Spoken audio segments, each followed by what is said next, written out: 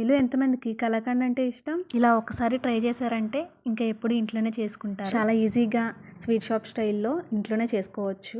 చాలా సాఫ్ట్గా జ్యూసీగా చాలా బాగుంటుందండి. ఒక్కసారి ఇలా ట్రై చేయండి. ఫస్ట్ స్టవ్ ఆన్ చేసి అడుగు మందంగా ఉన్న ప్యాన్ పెట్టుకోవాలి.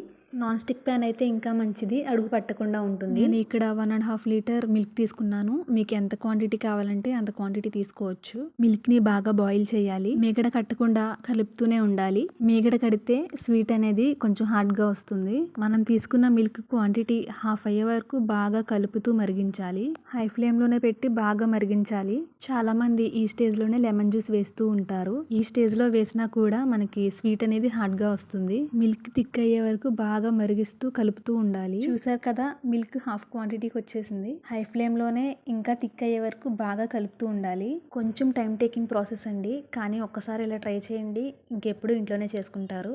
చూసారు కదా, ఇంకా కొంచెం థిక్ అయింది. ఈ స్వీట్కి మెయిన్ కలుపుతూనే ఉండాలండి, అప్పుడే పర్ఫెక్ట్గా వస్తుంది.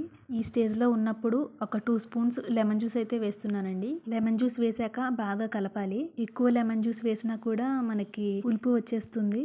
లెమన్ జ్యూస్ వేసాక మిల్క్ కొంచెం థిక్ అవుతుందండి. బాగా కలుపుతూ ఉండాలి, ఈవెన్గా కుక్ అవ్వాలి. ఈ స్టేజ్లోనే షుగర్ వేయాలి.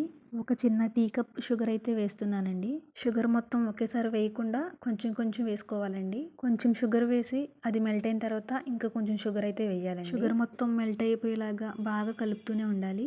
మధ్యలో ఒక స్పూన్ గీ కూడా వేసుకోవాలండి. కన్సిస్టెన్సీ ఇంకా కొంచెం థిక్గా అవ్వాలి. కొంచెం కలర్ కూడా చేంజ్ అవుతుందండి, లైట్ బ్రౌన్ కలర్లోకి. ఇలా కలర్ చేంజ్ అయ్యి ప్యాన్ నుంచి సపరేట్ అవుతుంటే మన రెసిపీ అయితే రెడీ అయిపోయినట్టేనండి. మనకి స్వీట్ షాప్ స్టైల్లో కావాలి అంటే ఇలాంటి బాక్స్లో అయితేనే బాగుంటుంది. రెసిపీ అవ్వగానే తీసి ఇలాంటి బాక్స్లో పెట్టుకుంటే మిడిల్లో లోపల బాగా కుక్ అయ్యి మంచి కలర్ వస్తుంది. చూసారు కదా ఎంత బాగా వచ్చిందో. మీరు కూడా తప్పకుండా ట్రై చేయండి. ఛానల్ని సబ్స్క్రైబ్ చేసుకోండి.